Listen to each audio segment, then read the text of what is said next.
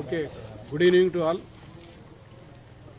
ఈ నెల 6వ తారీఖు మా దగ్గర ఒక కంప్లైంట్ ఇవ్వడానికి నాగులపాటి అన్నారం గ్రామం నుంచి ఒక వ్యక్తి వచ్చాడు. అంటే అతని పేరు బయటికి చెప్పడానికి ఇబ్బంది అవుతుందని చెప్పి చెప్పడం లేదు. అతను వచ్చి ఈ నాగులపాటి అన్నారం గ్రామ పంచాయతీ కార్యదర్శి, ఆ కార్యదర్శి దగ్గరికి వెళ్ళి ఎన్ఓసి గురించి, ఎన్ఓసి దేనికంటే ఒకటి బొగ్గుల బట్టి పెట్టడానికి ఎన్ఓసి కావాలి. ఆ ఎన్ఓసి ఇస్తేనే ఫారెస్ట్ డిపార్ట్మెంట్ వాళ్ళు పర్మిషన్ ఇస్తారు. ఆ ఎన్ఓసి గురించి పంచాయతీ కార్యదర్శి సతీష్ గారి దగ్గరికి వస్తే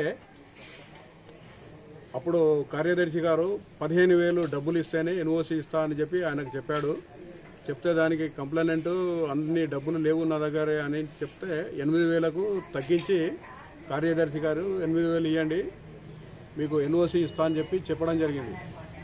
అది చెప్పిన తర్వాత ఆ కంప్లైంట్ ఎవరు ఇచ్చారో ఆయన మా దగ్గరకు వచ్చి ఇట్లా కార్యదర్శి గారికి ఇవ్వాల్సిన డబ్బులు 8,000 నా దగ్గర లేవు, నాకు ఇవ్వడము ఇష్టం లేదు, కాబట్టి మీకు కంప్లైంట్ ఇస్తున్నామని చెప్పి మాకు కంప్లైంట్ ఇవ్వడం జరిగింది. ఆ కంప్లైంట్ను మేము వెరిఫై చేసి ఎవిడెన్స్ ఆడియో వీడియో కలెక్ట్ చేసి ఆ కార్యదర్శి గారు డిమాండ్ చేసిన లంచం అమౌంట్ 8,000 కరెక్టే అని తెలిసిన తర్వాత మేము పై ఆఫీసర్ల దగ్గర పర్మిషన్ తీసుకొని కేసు రిజిస్టర్ చేశాం. ఏసీబీ నల్గొండ రేంజ్ ఆఫీసులో కేసు రిజిస్టర్ చేశాము. రిజిస్టర్ చేసి ఈరోజు ఈ కార్యదర్శి గారి ఆఫీస్కి వచ్చి ఆయన్ని పట్టుకోవడం జరిగింది. పట్టుకొని ఈ గ్రామ ఈ సచివాలయంలో ఉన్న రికార్డ్స్ అన్ని వెరిఫై చేస్తున్నాము.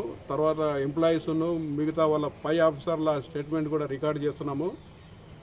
ఈ దర్యాప్తులో తెలిసింది ఏమంటే కార్యదర్శి గారు తాను చేయాల్సిన అఫీషియల్ డ్యూటీ చేయకుండా కంప్లైంట్ను లంచం డబ్బులు 8,000 అడిగి అతను ఇస్తలేడు కాబట్టి ఆ పని ఎన్ఓసి ఇవ్వకుండా ఆయన్ని 2 నెలల నుంచి తింపుతున్నాడని చెప్పి కంప్లైంట్ ఇచ్చాడు. దాని మీద కేసు ఈరోజు చేశాము.